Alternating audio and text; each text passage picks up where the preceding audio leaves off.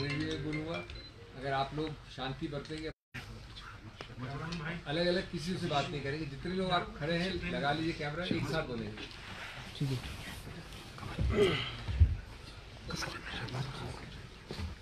हाँ जी,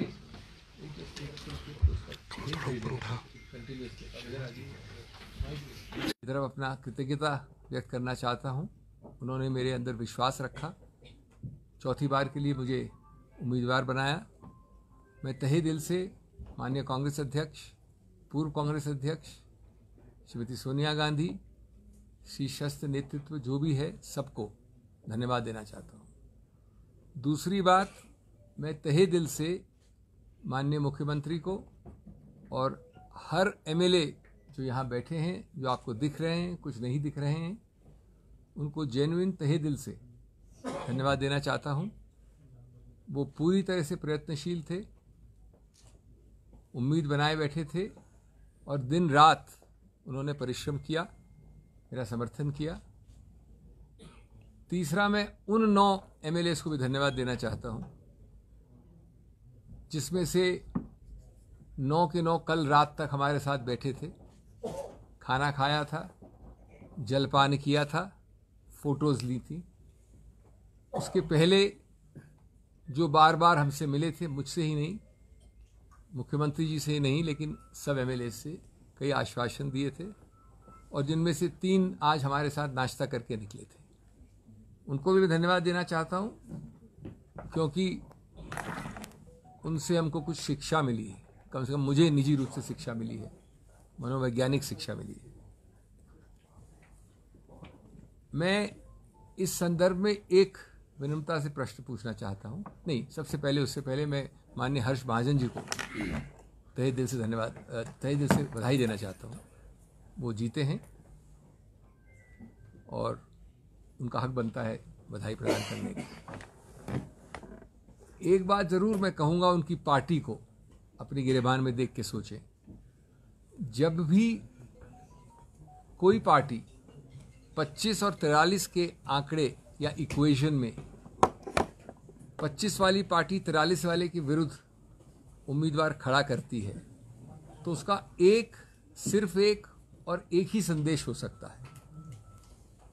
और मैं हर्ष महाजन जी की बात नहीं कर रहा हूँ, मैं इस चुनाव की बात नहीं कर रहा हूँ, मैं एक सिद्धांत की बात कर रहा हूँ। वो संदेश है कि हम बेशर्मी से वो करेंगे जो कानून में अनुमति जिसकी नहीं है। अगर आप समझते हैं कि एक व्यक्ति या 2 व्यक्ति या 9 व्यक्ति अचानक एक नई नीति, एक नई सोच, एक नई आइडियोलॉजी के अंतर्गत कल रात के डिनर और आज सुबह के नाश्ते के बाद बदल गए हैं, तो मैं समझता हूँ कि हम सब, जो अंग्रेजी में कहावत है, एक फूल्स पैराडाइज पे रहते हैं। ये बदलाव बहुत दुर्भाग्यपूर्ण है भारत के लिए और विशेष रूप से हिमाचल प्रदेश के लिए, जिसकी संस्कृति, जिसके पहाड़ी या नीचे रहने वाले लोग इस संस्कृति से अवगत नहीं थे कुछ समय पहले तक। अगर ये नए भारत, न्यू इंडिया की परिभाषा है, तो मैं तो पुराने भारत को ही प्रेफर करूँगा। हमने हारते हारते भी इतिहास बनाया है। इतिहास इसलिए कि इतनी जद्दोजहद की, इतना मन बदलाव किया, लेकिन एक और मन बदलाव नहीं कर सके। इसलिए 34 का स्वाभाविक आंकड़ा भारत में शायद पहली बार और आने वाले कई दशकों में वापस होने वाली नई चीज़ हुई है कि 34 का हमारे मित्रों के इतने प्रयत्न करने के बाद भी आंकड़ा आया। और 34 का आंकड़ा स्वाभाविक आया, एक वोट भी इनवैलिड नहीं हुआ, सेकंड प्रेफरेंस वोट भी एक भी नहीं था। ये इस चुनाव की विशेषता है, शायद 75 साल में पहले कभी नहीं हुआ।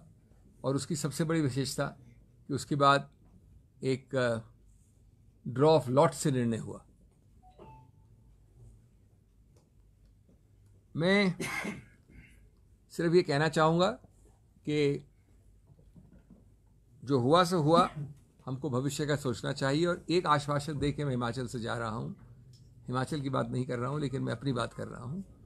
जिन लोगों ने इतना प्रयत्न किया, उनको सिर्फ मैं कह दूँ विनम्रता से, पलट के आऊँगा शाखों पे खुशबू लेकर, पलट के आऊँगा शाखों में खुशबू लेकर, खिजा की जद हूँ मैं, मौसम ज़रा बदलने दो। तो सबको वापस बहुत बहुत धन्यवाद। I will repeat this very briefly in English. I want to thank from the bottom of my heart the entire top leadership of the Congress president, the former Congress president, Shrimati.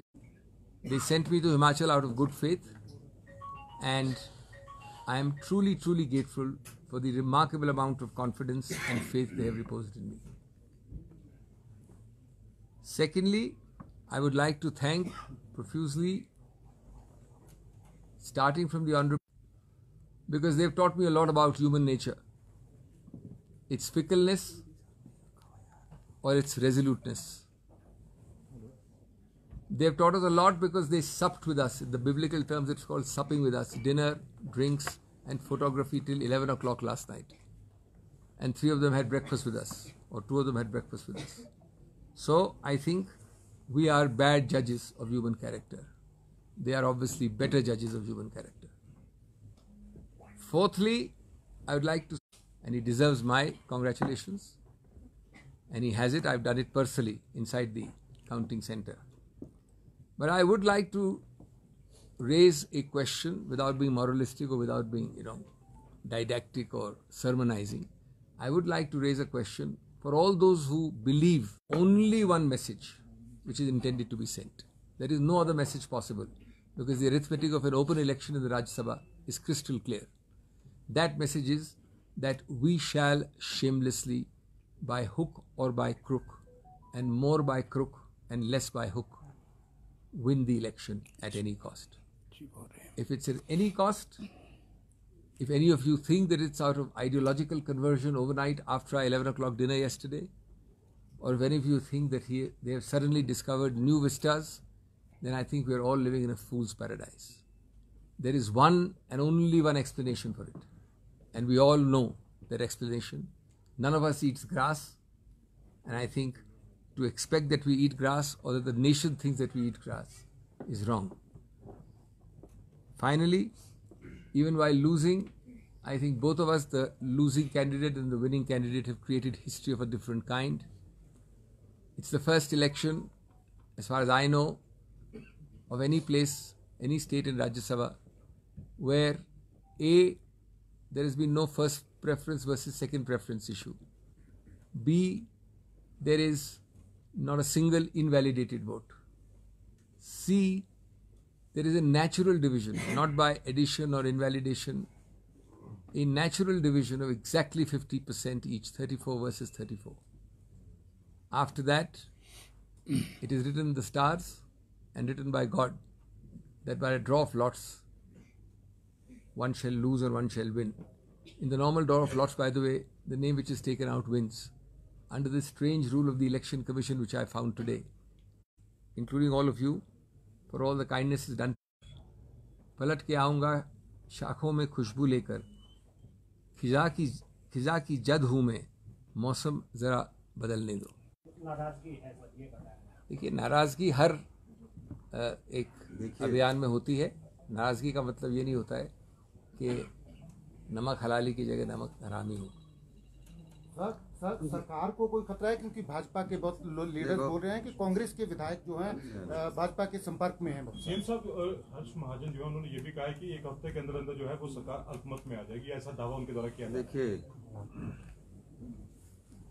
जैसे कि सिंघवी साहब ने कहा, शाम तक कस्में जो लोग खाते थे, सुबह तक फिर कस्में खाते रहे, और जब अपना ईमान ही बेच दिया, जो विधायक चुनकर कांग्रेस के चुनाव चिन्ह पर आया, वह 9 क्रॉस वोटिंग हुई है, जिसमें 3 तो आज़ाद उम्मीदवार हैं। उनके बारे में मैं कुछ नहीं कहना चाहूँगा। 6 जो उम्मीदवार चुनकर आए, जिन्होंने अपना ईमान ही बेच दिया, वो भारतीय जनता पार्टी को उनके क्षेत्रों में हरा कर आए हैं, और यहाँ आकर वो पार्टी की जो अधिकृत उम्मीदवार हैं, वरिष्ठ अधिवक्ता, हमारे प्रसिद्ध अधिवक्ता, हिंदुस्तान के सबसे लीडिंग लॉयर, उनके खिलाफ उन्होंने वोट दिया। तो क्या लगता है आपको कि वो नाराज़गी का वोट था?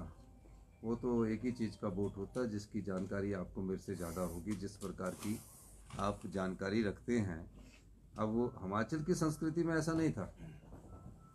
हिमाचल की संस्कृति में जो जिस पार्टी से चुनकर आता था उसमें विरोधाभास रहता ही है, लेकिन जब वो चुनकर आए तो उन्होंने अपना वोट को बदला है, अपने ईमान को बेचा है।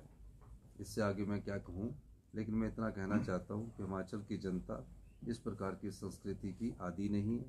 हिमाचल की जनता जानती है कि हमने कांग्रेस की सरकार को 5 साल चुनकर भेजा है और जिस प्रकार से वो राजनीतिक दृष्टिकोण रखते हैं उस दृष्टिकोण को हिमाचल की जनता पसंद नहीं करती। सर, जैसे कहा कि रात को डिनर भी हुआ, सुबह ब्रेकफास्ट भी हुआ, तो क्या सुबह तक एसेस नहीं कर पाए कि उनका नहीं, क्या ऐसी रहेगा? बात नहीं फर्दर है। लाइन तो प्रलोभन मिला है। कल्पना हिमाचल के नेता